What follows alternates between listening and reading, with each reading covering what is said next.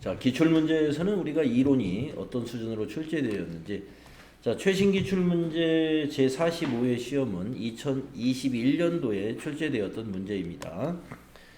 네, 바로 작년에 출제되었던 문제이기 때문에 돌아오시는 이제 6월 시험에도 이런 수준으로 문제가 출제될 거라고 예상해 볼 수가 있죠. 같이 한번 풀어보겠습니다. 아래 문제에서 특별한 언급이 없으면 기업의 보고기간은 매년 1월 1일부터 12월 31일까지입니다.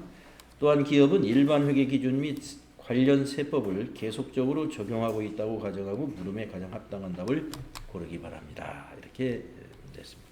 자, 1번 문제. 다음과 관련 있는 내부 통제제도의 구성 요소는 무엇이냐? 내부 통제제도의 구성 요소가 여러분 5가지 있었죠. 조직 구성원이 이사회와 경영진이 제시하는 경영방침이나 지침에 따라 업무를 수행할 수 있도록 마련된 정책 및 절차를 의미한다. 경영방침 이런 건 환경적인 거거든요. 업무의 분장, 문서화, 승인, 결제 체계, 자산의 보호 체계 등을 포함한다. 통제 활동이냐? 업무 분장, 문서화, 승인.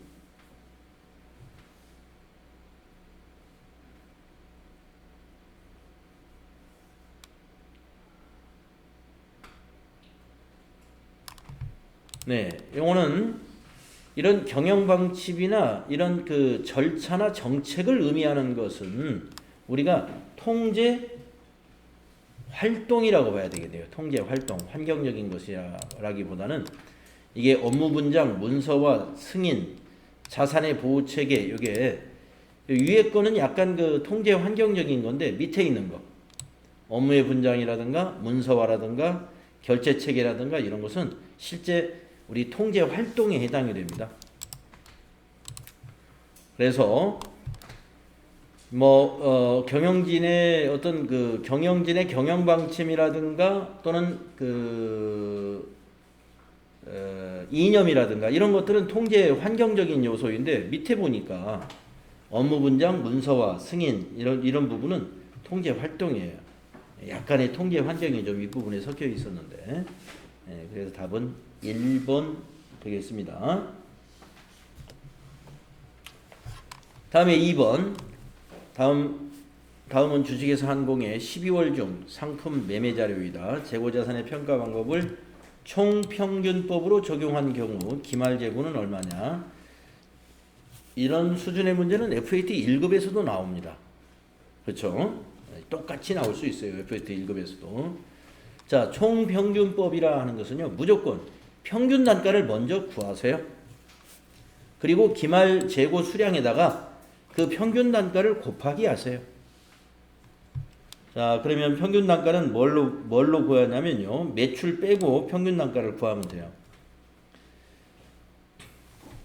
100개에 1,000원이면 10만원, 200개에 1,200원이면 24만원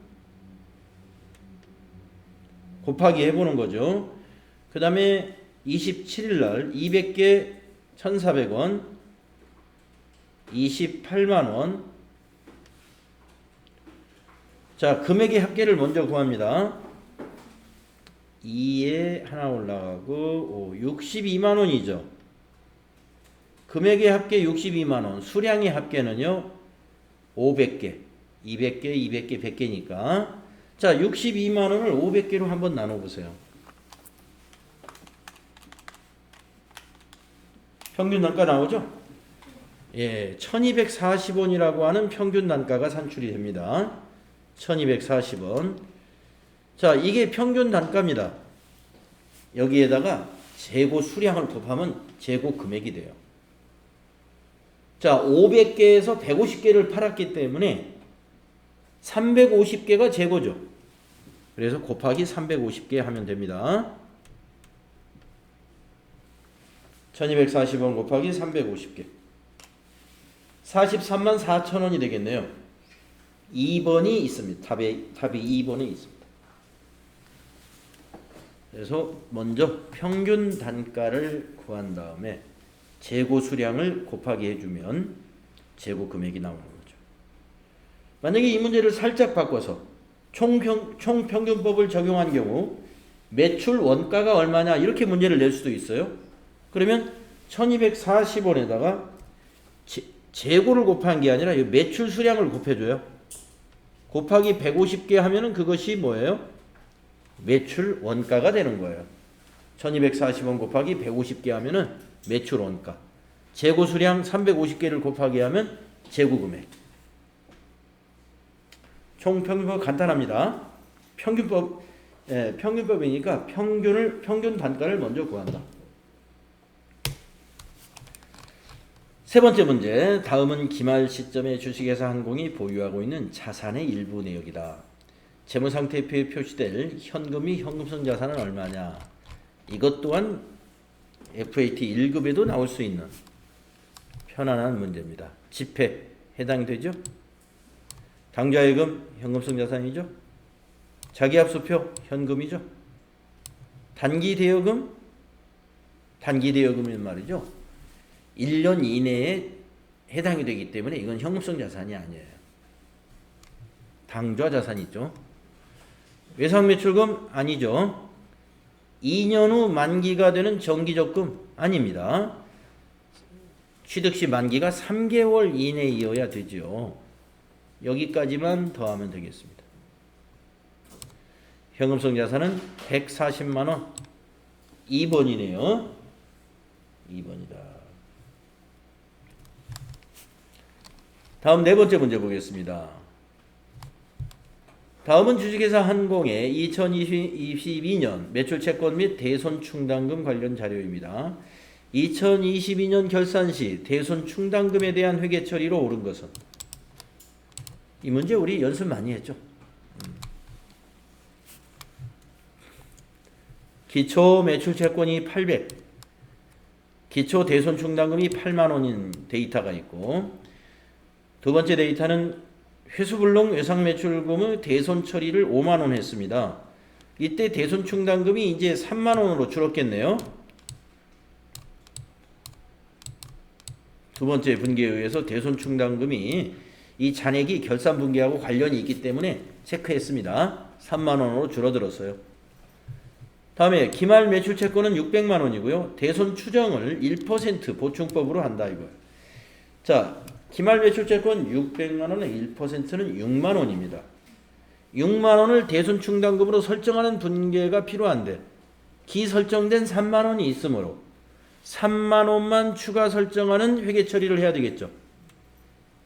그래서 3만원 추가 설정하는 회계 처리 1번에 있네요. 차변에 대손상각비 3만원, 대변에 대손충당금 3만원. 1번이 되겠습니다. 자, 이 1번부터 4번에서 여러분 1번에서 약간 이 통제 환경일까 활동일까 여기에서 약간 좀 헷갈릴 수가 있고요. 나머지 2, 3, 4는 아주 가벼운 문제입니다. 자, 5번 문제. 주식회사 한공은 21년 1월 1일 기계장치를 300만원에 취득했고요. 내역연수는 5년이고 잔존가치가 없고, 주식회사 한공은 동기계를 원가 모형을 적용하여 정액법으로 감가상각을 하고 있어요. 재평가 안 한다는 거죠. 매 회계연도 말 기계장치에 대한 회수 가능액은 다음과 같으며 회수 가능액의 변동은 기계장치의 손상에 따른 것입니다. 2022년도 재무제표에 인식될 기계장치의 손상차손은 얼마냐? 오늘 여러분이 아까 1교시인가 해봤던 것이죠. 예, 분계 연습에서. 자, 여러분 손상차손을 인식할 때 이와 같이 지금 여기에 회수 가능 금액이 우리가 2022년도 재무제표에 인식될 거니까 2022년도 회수 가능 금액이 100만 원이다 이거예요. 예, 이게 공정가치예요, 공정가치. 그러면 2022년 말 장부 금액이 얼마인지 한번 계산해 봅시다. 2022년 말 장부 금액은 이 기계장치를 300만 원에 샀죠. 21년에. 그러면 2년이 경과했습니다.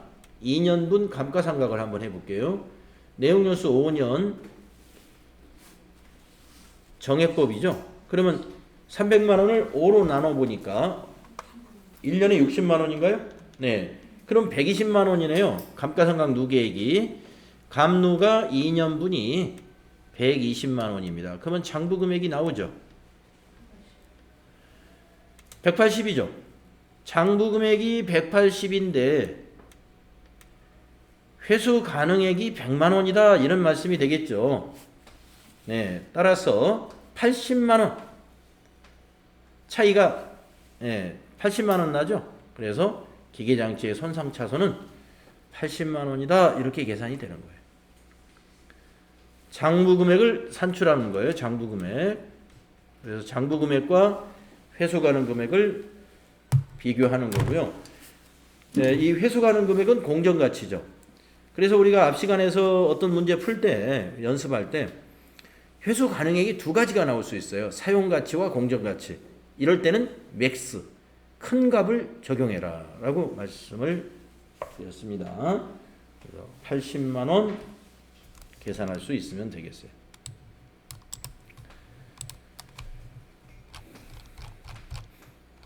다음은 6번째 문제 보겠습니다. 다음 중 무형자산에 대한 설명으로 옳지 않은 것은 이랬어요. 우리 무형자산에 대해서 알만큼 알고 계시잖아요.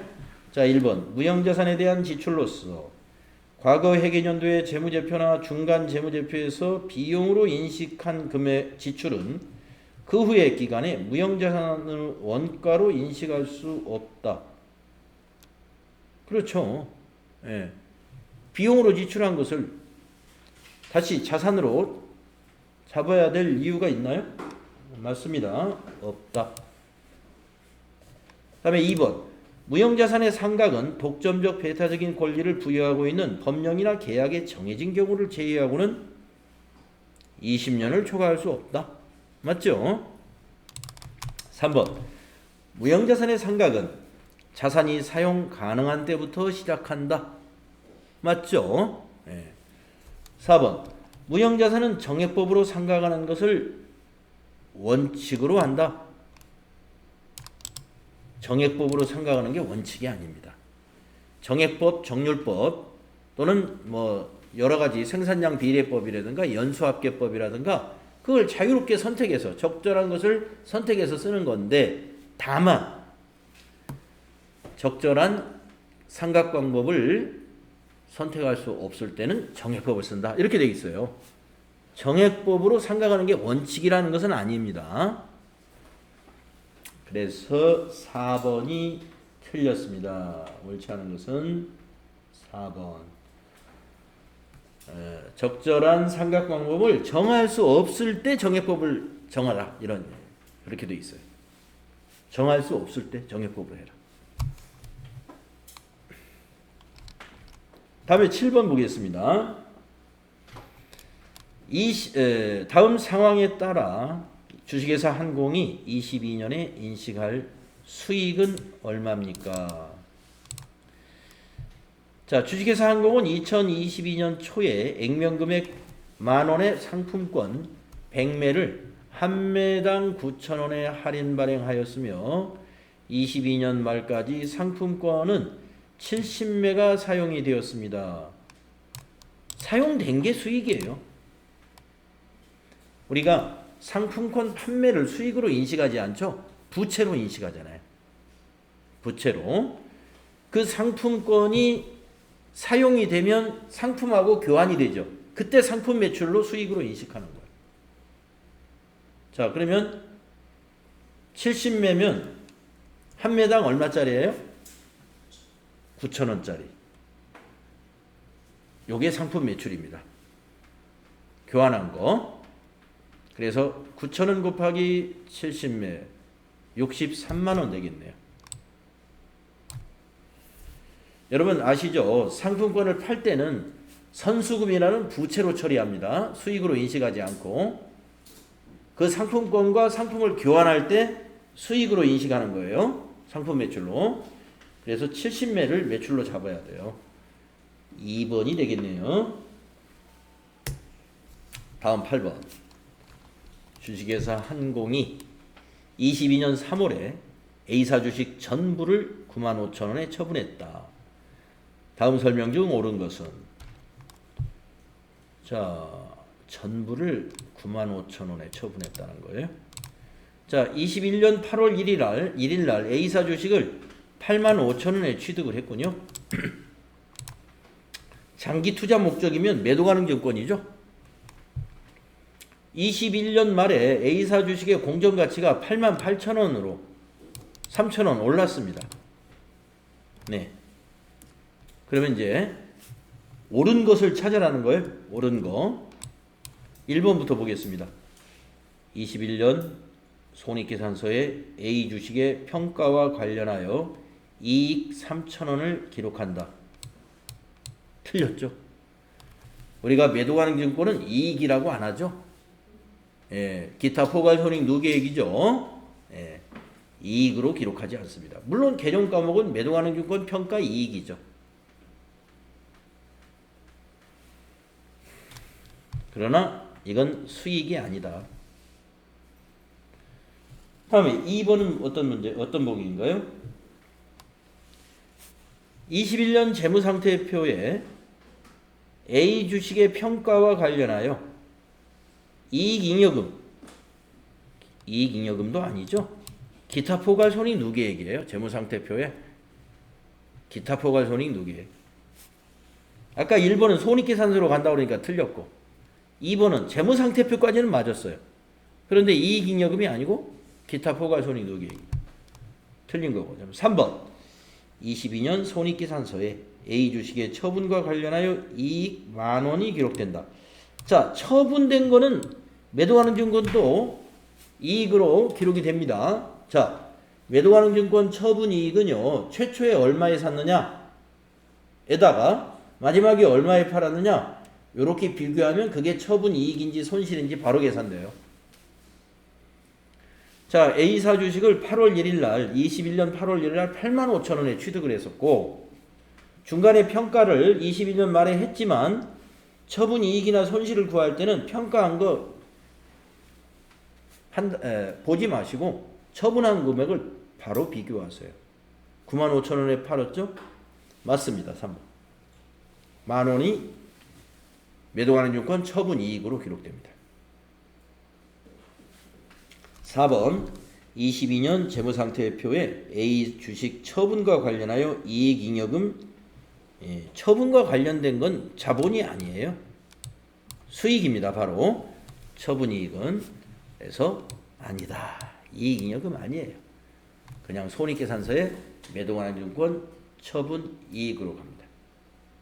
자, 그러면 이렇게 답을 찾으면 되는데 여러분에게 그러면 저 분계를 한번 써보라고 할게요. 처분시 분계. 자, 여러분이 처분시 분계를 한번 써보세요.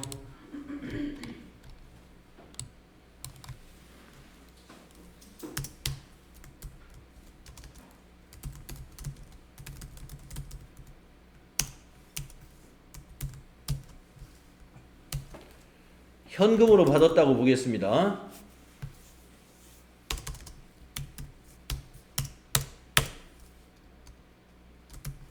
자, 대변을 한번 물어볼게요. 자, 대변. 자, 요거까지 적어놓고 매도 가능 증권은 얼마이냐. 자, 나머지 분계를 한번 완성을 해보시는데 누가 한번 해볼까요?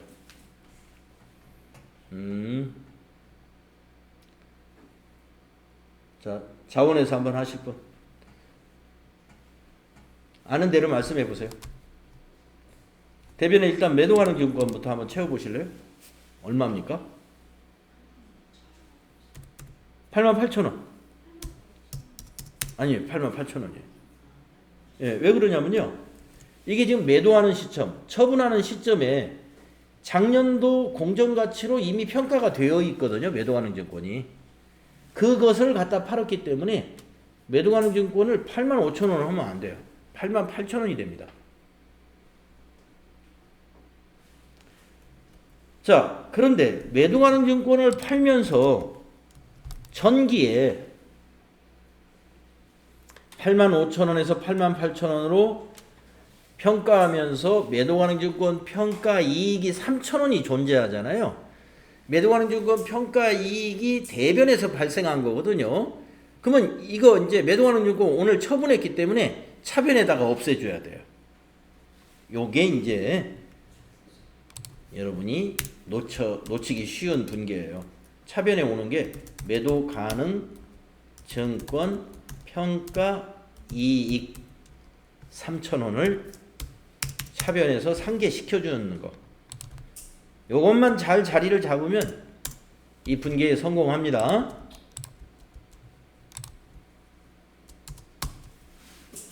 자, 보세요. 차변이 지금 98,000원이 됐습니다. 대변이 88,000원이죠. 그래서 10,000원이 뭐가 되냐면 매도 가능 증권 처분 이익이 되는 거예요. 10,000원. 이렇게 분계를 함으로써 매도 가능 증권 평가 이익은 손익계산서에 수익으로 가면 되고, 여기 대변의 매도 가능 증권 88,000원은 매도 가능 증권 장부에 있는 잔액을 완전히 털어내는 것이고, 자산 감소. 여기 지금 자산 감소니까 이제 매도 가능 증권 잔액이 없어지죠? 작년에 88,000원으로 평가해 놨으니까. 그 다음에 작년에 88,000원으로 평가하면서 자본에 유보시켜 놨던 기타 포괄 손익 누계액으로 자본 증가해 놨던 것을 여기에 와서 자본 감소시켜 버렸죠. 그러면 요 매도 가능 증권에 대한 모든 내용이 장부에서 싹 없어지는 거예요. 자본에서도 없어지고 자산에서도 없어지고 깨끗이 정리되면서 차액을 매도 가능 증권 처분 이익으로 인식하면 됩니다. 이것은 수익 발생.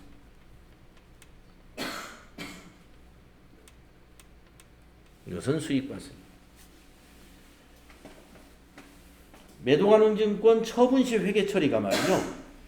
전기에 평가된 자료가 있을 때 이렇게 복잡해집니다.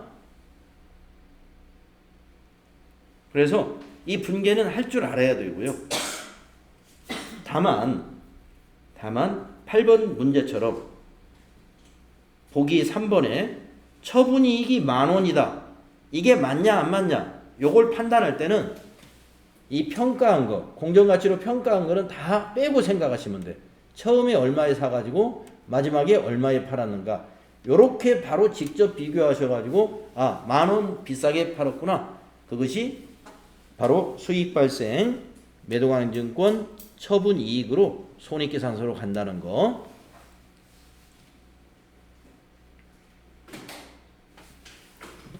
그걸 같이 알아두시면 됩니다. 처분 시 회계 처리로 올바른 걸 찾아라 그러면 이걸 찾아야 돼. 네. 그래서 8번 문제를 처분 시 회계 처리로 올바른 것을 찾아라 하면은 이제 분계를 4개를 만들어야 되니까 그냥 문제를 아마 좀 간편하게 내려고 이렇게 문제를 낼 수도 있어요. 답은 3번입니다. 옳은 거. 자, 이제 9번 문제로 가보겠습니다. 다음 중 부가가치세법상 면세에 대하여 바르게 설명하고 있는 사람. 부가가치세 부담이 완전히 제거되는 완전면세. 틀렸죠? 부분면세죠. 면세는. 면세 사업자도 매입세액이 일부를 공제받을 수 있어. 그럴 리 없습니다. 소비지구 과세 원칙을 구현하기 위한 제도야. 그거는 영세율 제도죠. 국가 또는 지방자치단체의 재화를 무상으로 공급하는 경우는 면세 공급에 해당해. 맞습니다. 그래서 면세에 대해서 맞는 설명은 4번 소연이밖에 없었어요.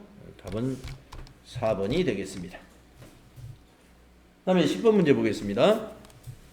다음은 주식회사 한공의 네.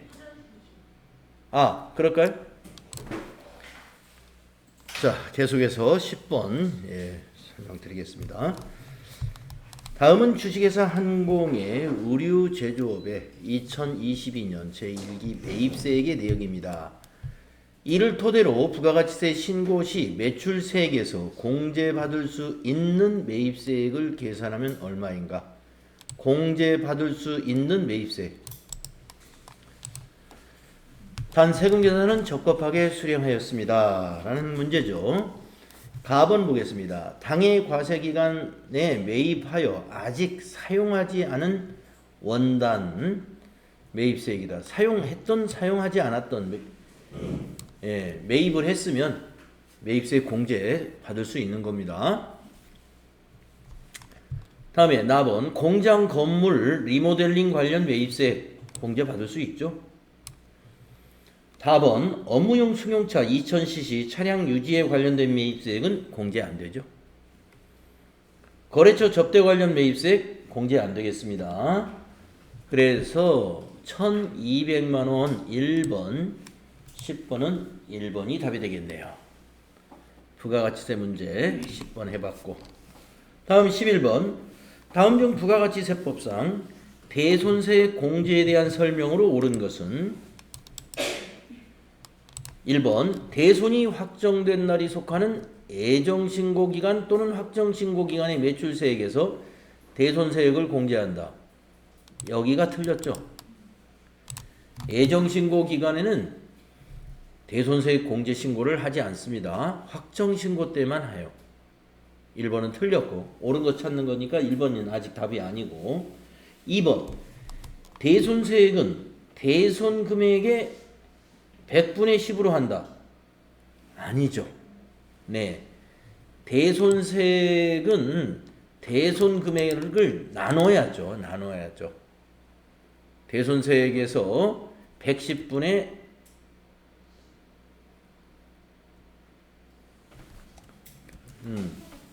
자 11만 원이 만약에 대손금이다. 그러면 이 중에 대손금 중에서 대손세액은 얼마예요? 이건 이 중에 만 원이죠.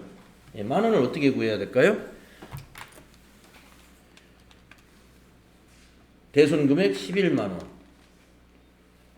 곱하기 10 나누기 110. 100분의 10이 아니라 110분의 10으로 해야 됩니다. 110분의 10으로. 그래서 2번도 잘못됐고요.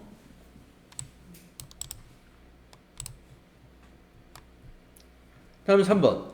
대손세액 공제를 받은 사업자가 대손세액을 회수한 경우에는 회수한 날이 속하는 과세기간의 매출세액에서 대손세액을 공제한다.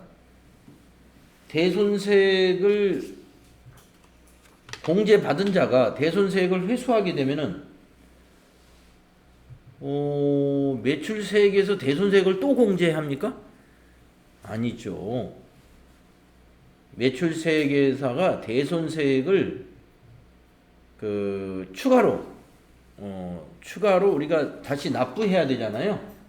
그래서 이런 경우는 매출세액을 더해야 됩니다. 공제하는 것이 아니라 더해줘야 된다. 추가해줘야 되죠. 다음에 4번 공급일부터 10년이 지난 날이 속하는 과세기간에 대한 확정신고 기한까지 대손사유가 확정되어야 대손세액을 공제할 수 있다. 네, 4번은 맞았습니다. 그래서 그러니까 공급일로부터 10년이 지난 날이 속하는 과세기간에 대한 확정신고 기한까지 우리가 대손세액 공제를 해준다 이 말이에요. 10년이 더 지난 거, 예를 들면 11년 지난 건 안 된다 하는 얘기입니다. 그래서 과거에 이것도 5년이었다가 10년으로 늘어났습니다. 4번이 맞습니다. 다음 12번 문제 보겠습니다. 우리나라 소득세에 대한 설명으로 옳지 않은 것은 이랬어요. 1번 거주자란 국내에 주소를 두거나 1년 이상의 거소를 둔 개인을 말한다. 이거 1번 틀렸네요. 1년 이상이 아니고 183일이죠. 183일. 183일 이상 거소를 둔 개인을 우리는 거주자라고 부릅니다. 자, 1번이 틀렸어요. 자, 2, 3, 4 한번 읽어보겠습니다. 맞는 거니까. 공동사업에 관한 소득 금액을 계산하는 경우에는 해당 공동사업자별로 납세 의무가 있죠. 그 다음에 거주자가 사망한 경우에 과세기간은 1월 1일부터 사망한 날까지를 과세기간으로 봅니다. 네 번째, 4번 거주자의 소득세 납세지는 그 주소지로 하고 주소지가 없는 경우에는 거소지로 하고 있죠. 맞습니다. 1번이 틀렸다. 다음 13번 문제 보겠습니다. 다음은 거주자 김한공 씨 격리부장. 김한공 씨가 주식회사 한공으로부터 수령한 근로소득 자료입니다. 이 자료를 이용하여 22년도 김한공 씨의 총 급여액을 계산하면 얼마입니까? 총 급여액은 말이죠. 비과세를 뺀 것입니다. 기본급 480만원 총급여에 해당이 됩니다. 상여금 1600만원 총급여로 봅니다. 식대 240만원인데 월 20만원씩 현물 식사가 제공받지 않아요. 그러면 이 중에서 일부 120은 빼야 돼요. 월 10만원씩 비과세 적용되기 때문에 식대에서는 120만원을 공제하니까 총급여에는 120만원만 계산해야 됩니다. 비과세 120만원 별도 빼야 돼요. 다음에 라번 사교에 의해 지급받는 자녀의 학자금 과세죠. 네, 그래서 이건 총급여로 포함이 400만원이 다 됩니다. 자, 그러면은 요 4개 중에서 식대만 120만원 뺀 것을 다 더하면 돼요. 네? 얼마인가요? 5천 6,400 7,600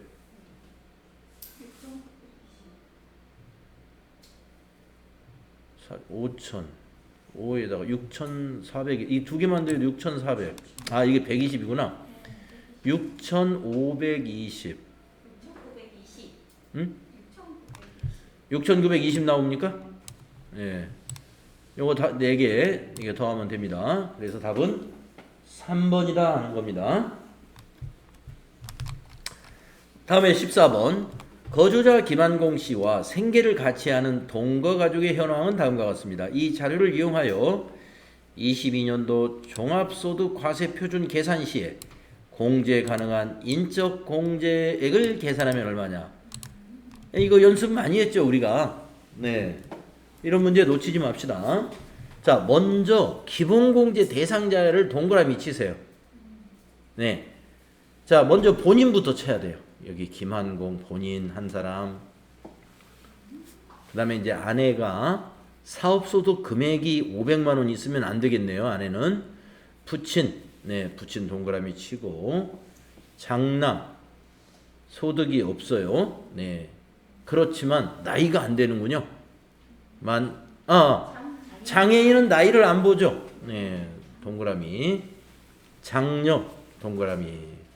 그래서 4명이라는 것이죠. 우선 기본공제 금액은 4 곱하기 150만 원이에요. 4명이니까 4 곱하기 150만 원, 600만 원 여러분이 메모해 놓으시고 600.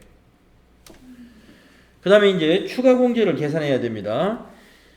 자, 우선 김한공 씨 본인에 대한 추가 공제가 부녀자도 아니고 한부모도 아니니까 일단 없습니다.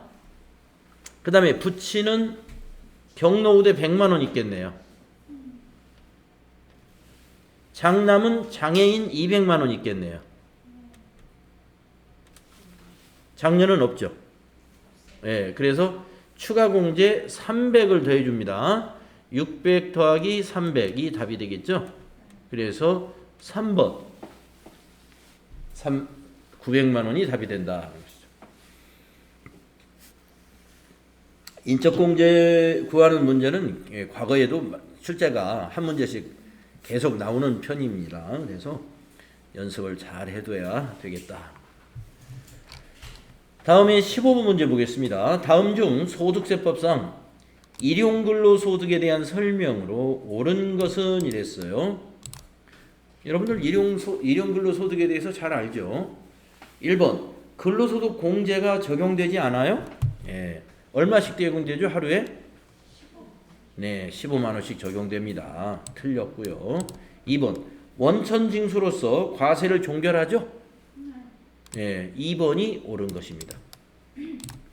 일용근로소득은 원천징수로서 과세가 종결됩니다. 그 다음에 3번 선택적으로 종합과세를 선택할 수가 있나요? 아니에요. 무조건 분리과세합니다. 4번 연말정산을 통해서 세액을 확정하나요? 아닙니다. 원천징수로서 그냥 끝냅니다. 정산이라는 게 없어요. 일용근로자는. 그렇기 때문에 4번도 틀렸고 2번이 맞는 거였습니다. 자, 이렇게 해서 우리가 이 45회의 이론 문제 15개를 풀어봤는데요.